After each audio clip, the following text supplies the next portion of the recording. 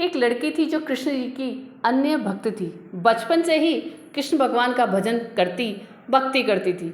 भक्ति करते करते ही बड़ी हो गई। भगवान की कृपा से उसका विवाह भी श्री धाम वृंदावन में किसी अच्छे घर में हो गया। विवाह होकर पहली बार वृंदावन गई, पर नई दुल्हन होने से कहीं जा न सकी और मायके चली गई। फिर वो दिन भी आ गया जब उसका पति उसे लेने उसके मायके आया। अपने पति के साथ फिर वृंदावन पहुंच गई। पहुंचते पहुंचते उसे शाम हो गई। पति वृंदावन में यमुना किनारे रुककर कहने लगा, देखो शाम का समय है, मैं यमुना जी में स्नान करके अभी आता हूँ। तुम इस पेड़ के नीचे बैठ जाओ और सामान की देखरेख करना, मैं थोड़े ही समय में आ जाऊँगा। यही सामने ही हूँ, कुछ लगे तो मुझे आवाज़ दे देना। इतना कहकर पति चला गया और वह लड़की बैठ गई। एक हाथ लंबा घूंघट निकाल रखा है, क्योंकि गांव है, ससुराल है, और वहीं बैठ गई। मन ही मन विचार करने लगी कि देखो ठाकुर जी की कितनी कृपा है। उन्हें मैंने बचपन से भजा और उनकी कृपा से मेरा विवाह भी श्रीधाम वृंदावन में हो गया। मैं इतने वर्षों से ठाकुर जी को मानती हूँ, परंतु अब तक उनसे कोई रिश्ता नहीं जोड़ा।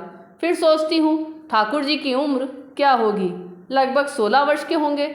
मेरे पति 20 वर्ष के हैं तो उनसे थोड़े से छोटे हैं, इसलिए मेरे पति के छोटे भाई की तरह हुए और मेरे देवर की तरह। तो आज से ठाकुर जी मेरे देवर हुए। अब तो ठाकुर जी से नया संबंध जोड़कर बड़ी प्रसन्न हुई और मन ही मन ठाकुर जी से कहने लगी, देखो ठाकुर जी, आज से मैं तुम्हारी भाभी और तुम मेरे देवर हो गए। इतना सोच ही रही थी कि तभी एक 10-15 वर्ष का बालक आया और उस लड़की से बोला, भाभी भाभी। लड़की अचानक अपने भाव से बाहर आई और सोचने लगी, वृंदावन में तो मैं नई हूँ, ये भाभी कहकर कौन बुला रहा है। नई थी इसलिए घूंघट उठाकर नहीं देखा कि गांव के किसी बड़े बूढ़े ने देख लिया तो बड़ी बदनामी होगी।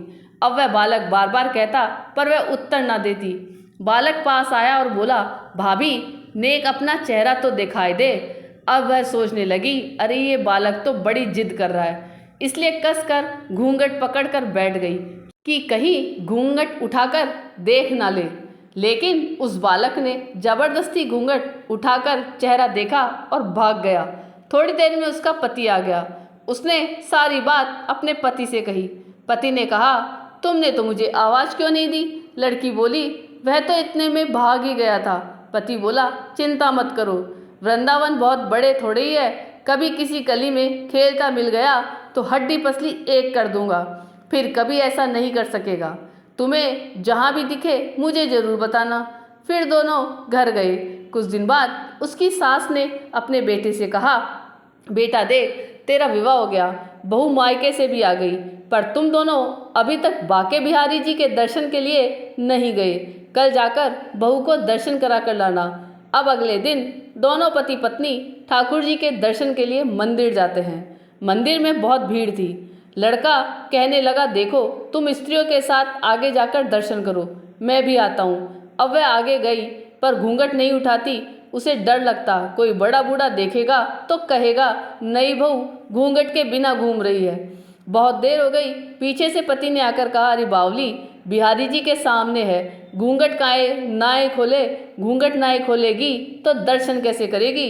अब उसने अपना घूंघट उठाया और जो बाके बिहारी जी की ओर देखा तो बाके बिहारी जी की जगह वही बालक मुस्कुराता हुआ दिखा। उसे देख वह एकदम से चिल्लाने लगी, सुनिए, जल्दी आओ जल्दी आओ। पति पीछे से भागा भागा आया। बोला, क्या हुआ। लड़की बोली, उस दिन जो मुझे भाभी भाभी कहकर भागा था वह बालक मिल गया। पति ने कहा, कहाँ है, अभी उसे देखता हूँ। तो ठाकुर जी की ओर इशारा करके बोली, ये रहा, आपके सामने ही तो है। उसके पति ने जो देखा तो अवाक रह गया और वहीं मंदिर में ही अपनी पत्नी के चरणों में गिर पड़ा और बोला, तू धन्य हो, वास्तव में तुम्हारे हृदय में सच्चा भाव ठाकुर जी के प्रति है। मैं इतने वर्षों से वृंदावन में हूँ, मुझे आज तक उनके दर्शन नहीं हुए और तेरा भाव इतना उच्च है कि बिहारी जी के तुझे दर्शन हुए। आपको ये कहानी कैसी लगी यह कमेंट करके ज़रूर बताइएगा। चैनल पे नए हो तो सब्सक्राइब जरूर कीजिएगा और वीडियो को लाइक और शेयर कीजिएगा। जय जय श्री राधे, जय हो श्री बांके बिहारी लाल की।